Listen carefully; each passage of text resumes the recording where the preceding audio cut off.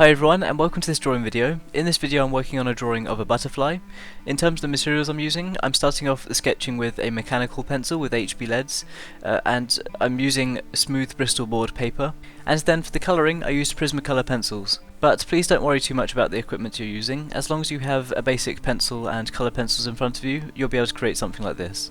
Before I started drawing, I made sure to measure the piece of paper to find the centre point, and then I drew a basic vertical line just to get an idea and to help with the symmetry later on.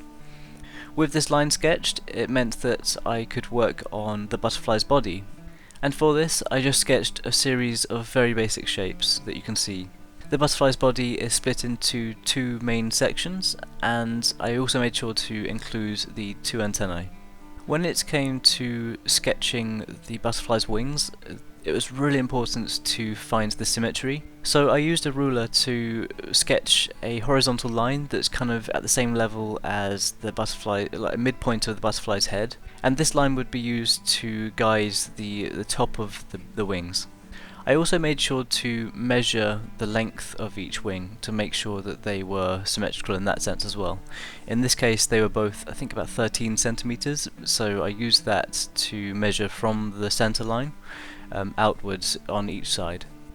From there I proceeded to sketch the rest of the butterfly's wings, making sure to draw the two kind of prominent sections of the wings and kind of split them in half. Adding the ridges and just trying to keep them as symmetrical as possible, but also keeping in mind that the details aren't going to be perfectly symmetrical. There's also always going to be wear and tear on the butterfly's wings, especially on the outer edges. When it came to sketching the patterns on the butterfly's wings, I should note that in this drawing I'm working on a peacock butterfly. I think it has some really awesome colours and I really wanted to try it out with the Prismacolor pencils. So I sketched out some basic ideas of the shapes and patterns on the wings, with the kind of circle area at the tip of each wing, and also adding the parallel lines that run across each wing. Symmetry is obviously the most important part when you're adding the colour to the butterfly, so I made sure to get the sketching as correct as possible at this stage, just to make the rest of the drawing easier. Once I was happy with how the sketch was looking and everything was as symmetrical as I could make it at this stage, it was time to move on to the colouring, and I started off by working on the colouring of the butterfly's head and body, starting with the head, using a mixture of Tuscan red, dark umber and black Prismacolor pencils. Starting adding some darker colouring to the lower part of the head and blending outwards, also making sure to use a white Prismacolor pencil to add some of the little details and hairs. Moving on to the next section of the butterfly's body, I added the first layer with Tuscan red, just using quick fine strokes to create the hairs. I then added layers with sienna brown, dark umber and a black Prismacolor pencil, just building up the layers and making the centre of the body the darkest point.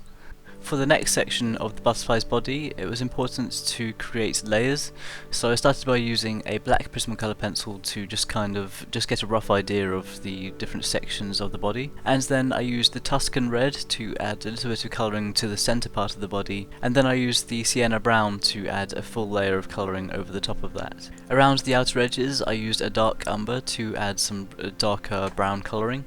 After that, to define each section of this part of the body and to make it look a bit more segmented, I added some outlines with the black pencil. To add some highlights, I also made sure to use the white Prismacolor pencil just to help define some of the ridges.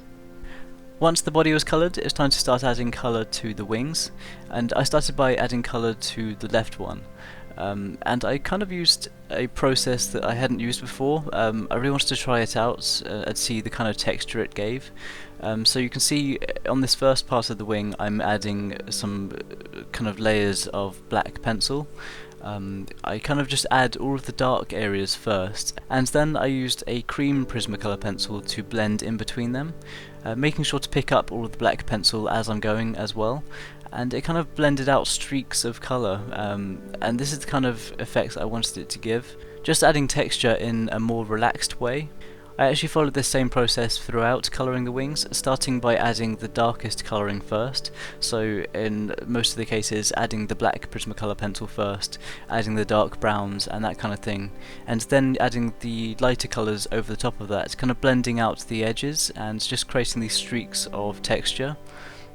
So you can see on this next part of the colouring I added the black Prismacolor pencil around the outer ring at the top left of the wing, and then inside that ring I blended a bunch of different colours including cream, canary yellow, lilac, poppy red and crimson red, just blending them all outwards from the black Prismacolor pencil and just picking up that black pencil as you go, and it just creates this really cool texture. I really wanted to try this out with the Prismacolor pencils because I really believe that they could do this. The blending works really well and the texture kind of creates itself, which takes out a lot of the work, which is really nice. So for the outer edges of the wing I started by adding the black Prismacolor pencil, and then I added the dark umber over the top of that, just blending inwards, adding some streaks and some lines.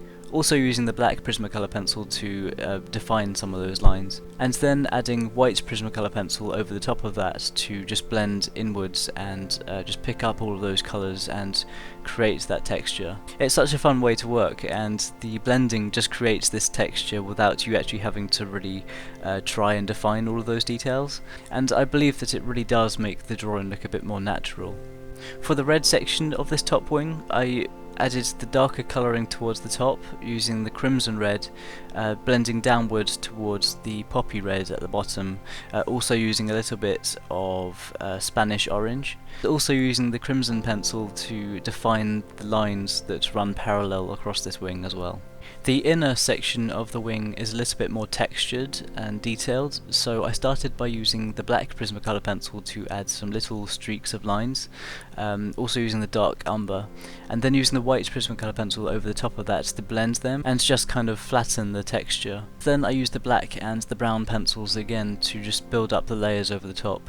After that, the top wing was completed, so it's time to work on the lower wing, using the same processes as we did before. So I started off by using the black Prismacolor pencil to add some colouring down the left side of the wing, also adding some layers over the top of that with the dark umber, and then over the top of that using the white pencil to blend between them and create that texture. There's a little circle of colour on this section of the wing, so I started by defining that shape with the black pencil, just getting an idea of where it was, and then using the lilac pencil over the top of that, making sure to pick up the black pencil and create that texture. I used the same process to add the texturing to the inner section of this wing, and then blended outwards with the Tuscan red for the red section of this wing.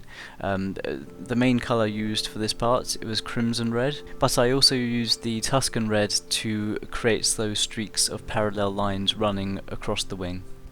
After that, the left section of the butterfly was completed, and it was time to move on to the right side and follow the same mirrored processes that I did before. Using the same processes of just adding the darker sections first and then using the lighter colours over the top of that to blend between them and create that really cool texture. To add some final details to this drawing, I actually took out my Uniball highlighter pen to add some highlights around the outer edges of the butterfly's body, and I also used a white Prismacolor pencil to add some final details, adding some stray hairs, especially around the lower part of the butterfly's body. After that, the drawing was completed, and it took about 3 hours to complete in total, and it was actually really fun to work on. It was kind of a test. I wanted to see what the Prismacolor pencils could do, and if they would colour this well, and if they could accurately create the texture, and I think it works out well in the end, and it's a drawing that I really recommend trying out. Butterflies, I don't think I've actually drawn a butterfly for quite a long time, so it was really fun to work on this. If you do work on anything like this, and if you follow this video along, then feel free to show me your work on Twitter or Facebook or Instagram. If you enjoy videos like this, then make sure you're subscribed, and any likes or shares on this video are hugely appreciated, and it means so much to me. If you want to follow along with the progress photos that I post throughout the week and keep up with everything I'm doing, then be sure to check out the links in the description box below to check out my Twitter, Facebook and Instagram. And once again, thank you so much for the support of this channel. It means so much to me, and thanks for watching this video, and I'll see you all soon.